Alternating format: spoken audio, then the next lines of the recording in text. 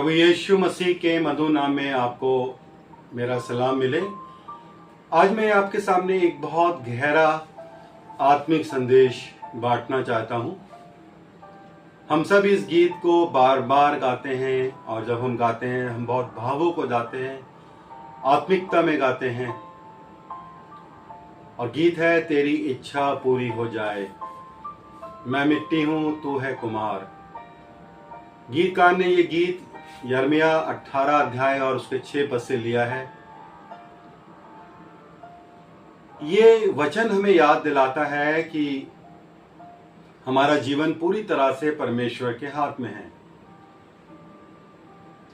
जीवन की चिंताएं, हम सब इस संसार में रहते हैं और रोज रोज चिंताएं करते हैं। परिवार की चिंता करते हैं, अपने बच्चों की चिंता करते हैं, उनकी एजुकेशन की चिंता करते हैं, स्वास्थ्य की चिंता करते हैं, भविष्य की चिंता करते हैं और ना जाने ऐसी कितनी चिंताएं हम रोज बरोज करते हैं। हमारा मन हमेशा बोझिल रहता है। लेकिन इस वचन के द्वारा प्रभु हमें समझाना चाहता है कि हम मिट्टी हैं और मिट्टी कभी अपनी चिंता नहीं कर सकती। क्या मिट्टी अपने आप प्रभु का गुणानुवाद कर सकती है? क्या परमेश्वर की महिमा कर सकती है? क्या वो कुछ और प्रभु की तारीफ में कर सकती है? मिट्टी बस अपने आप को कुम्हार के हाथ में सौंप देती है। मिट्टी और कुम्हार का उदाहरण, जैसे कुम्हार मिट्टी को उठाकर अपने चाक पर रखता है और धीरे धीरे उसे आकार देता है, वैसे ही हमारा परमेश्वर हमें ढालता है।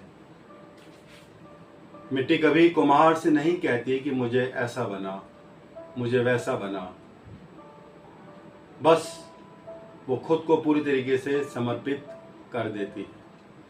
लेकिन हम जो इंसान हैं, कई बार हम अपने आप को प्रभु से कहते हैं, प्रभु तू मुझे ऐसा बना, मेरे में प्रभु ये वाला वरदान है, ये दान है, तुम अपनी सेवा के लिए इस वाले दान को चुन, इसको महिमा के लिए इस्तेमाल कर। और इस तरीके से कई बार हम अपने मन की इच्छाओं को प्रभु के सामने रखते हैं कि प्रभु हमें हमारी मर्जी के अनुसार इस्तेमाल करें। जैसे मिट्टी अपने आप को कुम्हार को सौंपती है, ठीक उसी तरह हमें भी अपनी जिंदगी परमेश्वर को सौंपने की जरूरत है। इब्रानियों उसका 11 अध्याय और 6 पद में एक बहुत अच्छी बात लिखी है, जहाँ पे लिखा है, और बिना विश्वास उसे प्रसन्न करना अनहोना है, क्योंकि जो परमेश्वर के पास आता है उसे विश्वास करना चाहिए और वह अपने खोजने वालों को प्रतिफल देता है। इसका मतलब साफ साफ है, अगर हमें परमेश्वर को प्रसन्न करना है और उसकी आशीषें पानी है तो हमें विश्वास रखना होगा। विश्वास के बिना हम परमेश्वर की योजना को अपने जीवन में नहीं देख सकते। तो हमारी जिम्मेदारी क्या हुई? तो भाइयों और बहनों, हमें अपनी सारी चिंताएं परमेश्वर को सौंपनी है, क्योंकि वह जानता है कि हमारे लिए सबसे अच्छा क्या है। जैसे कुम्हार मिट्टी को सुंदर बर्तन में बदलता है, वैसे ही हमारा परमेश्वर हमारे जीवन को सुंदर और उपयोगी बनाना चाहता है। तो सारी बातों का निष्कर्ष क्या निकला? आज का संदेश यही है कि हम मिट्टी हैं और हमारा परमेश्वर कुम्हार है।